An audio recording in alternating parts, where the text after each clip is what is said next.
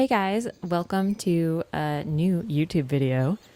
I have been a little bit obsessed with watching Mustang videos on YouTube this week, and I decided because I am going to start working more with Griffin, the wild stallion, and I'll explain more why at the end of the video, that I am going to document our progress here on YouTube. Because one, I want to see our progress, and two, I think it would be cool to share just a kind of different method, and I like seeing everyone's different methods of gentling wild horses or whatnot. I thought it'd be cool to do that with Griffin. So here we go. So here's some early footage. I'm sorry I only have like Instagram footage of Griffin at the holding facility. So Griffin was rounded up at age 16. So he's a pretty, not an old man, but like definitely established in his ways as a wild horse. And we were able to get him as a stallion, which was amazing. We just kind of happened to get him that way, by getting there at the right time. But it's been a challenge, in some ways of having stallions, having to separate them from mares. And we also have a bunch of mares, and yeah, so I'll explain more about that in the video, but Griffin is a stallion still. And we released him out on the sanctuary, just into the wild when he got here. So we have mares and stallions separate, but yeah, he's been still out in the wild basically this whole time. And Griffin is probably the wildest of all of our Mustangs here. For a whole year, they've basically just been wild on the mountain. All the mares still are, but I've decided to start working with Griffin. And yeah, I have never seen a horse so wild, like of all the ones to work with.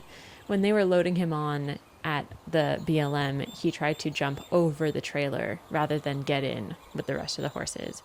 And since he's been here, he has knocked down like 5 or 6 now 6-foot gates, because he just runs and jumps at them and breaks down fences like he doesn't care. And he's just a truly wild boy.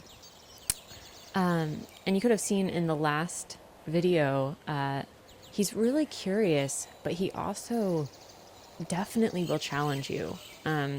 He's taught me so much being a wild horse, and his wild spirit is so strong that being around him is like nothing else that I've ever experienced with horses. He definitely in the beginning, and even still now, will challenge you, out in the wild, out in the woods. He will come up and it makes you nervous, and you have to be very careful with your dance of not giving in, but also not coming at him, because then he'll probably attack you. But over the time that I've had him, he's also amazingly been one of the first wild horses to reach out on his own and interact and seek human connection, which is absolutely amazing. So I decided to, track our progress with me befriending him. And our first touch was a very big surprise to me, because it was all of a sudden, one day, I hadn't really been trying to touch him. He's been out free. I haven't been like putting him in any pens or, trying to get him used to human touch until now. But just one day he came up to me and decided to put his nose out for a sniff. And I felt comfortable enough to reciprocate, because I was feeling really gentle energy coming from him. And ever since then, now I'm trying to actually work with him more, but I'm using the same approach. I put out my hand as an invitation, and I'm asking him if he would like to engage. And I happen to know now that he likes forehead scratches. So when he does reach out, I'm just giving him some nice ear scratches and forehead scratches. And all the while being very careful of our energy, not because I feel unsafe, because if I wasn't feeling safe, I definitely wouldn't be standing next to him like this. I'm very careful with my body around him, or I try to be, because he is so wild. But when I feel him being really gentle, I feel like I can reach out to him. And again, I want him to also feel safe. But yeah, so it just kind of started through the gate like this, him coming up. And it was a process of me needing to feel like I was comfortable, and also knowing that he has to feel like he's comfortable, because this trust has to go both ways. I have to trust him to not bite me or strike out at me or turn and kick me, God forbid. And he has to trust me not to attack him in the same way, you know? And so I asked him with those little hand shakes right there if he'd be willing to come in for some scratches or if he wants to be touched. And what's amazing is that this whole time touching him, he's never spooked. And I think it's because of all the trust that we've built just in feeling out each other's energy and no one pushing the other harder or, doing something that makes us uncomfortable, and instead being very gentle with it and making sure he has just as much say as I have a say. And, knowing that we both have say means also we both have boundaries. So there have definitely been times where I've had to grab a stick in the woods and make a boundary with Griffin. And he can make boundaries with me too. So I try to listen to his most subtle boundaries, though. If he turns away, I'm going to take that as his boundary. Or if he makes a face at me, I'm going to take that as his boundary and try not to push it. Because I think sometimes we have this mentality that they have to get used to us, like we should be able to do anything to them. But I have found that trust builds a lot quicker when we don't push that.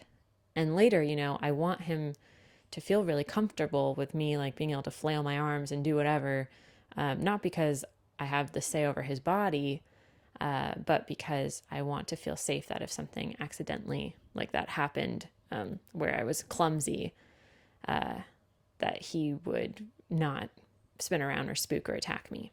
But we'll get more into that later. Okay, so now a little bit about why I'm working with Griffin. Aragon and Griffin are our two stallions, and they have been separated from the mares, except for all the times that Griffin has broken fences, in a different part of the sanctuary for this year that we've had all the wild mustangs. And they really just want to be with the mares. And, we've thought about different things, vasectomies. We've also considered gelding. It's, it's a process to know what is the right thing to do exactly. Originally, our hope was vasectomies, where they could be with the mares but not have babies. But in order to do that, I'm starting to realize that the wild stallions need to be handled in order to have these options, because the only way to have a vasectomy is to bring them into the hospital, which is crazy to think about, bringing Aragon and Griffin, especially Griffin, into a trailer and making sure that they're super safe and handleable for all the vets in order to have a procedure and be safe the whole time. So we're kind of trying this out. I thought that, it gives him more options, and to not just be with Aragon and not with other stallions, which I've really realized this past year. These stallions are kind of like bad roommates in college. Some stallions get along so well and are total friends, but these guys they've been put together, but their personalities don't mesh that well. And I know that they would so much rather be with the girls. So, we're just trying to give them options. So we're going to try doing some gentling, see what they see or see what they say, and go from there. But the plan is definitely to keep Griffin wild while still being able to collaborate with him, which I really think can actually be done. One thing that he's taught me is that you can remain wild and strong and totally in yourself and still be able to connect with humans. So, my plan is to not take any of that wild spirit out of Griffin. And I don't think I'd be able to, and I am really planning not to with any of the training we're doing.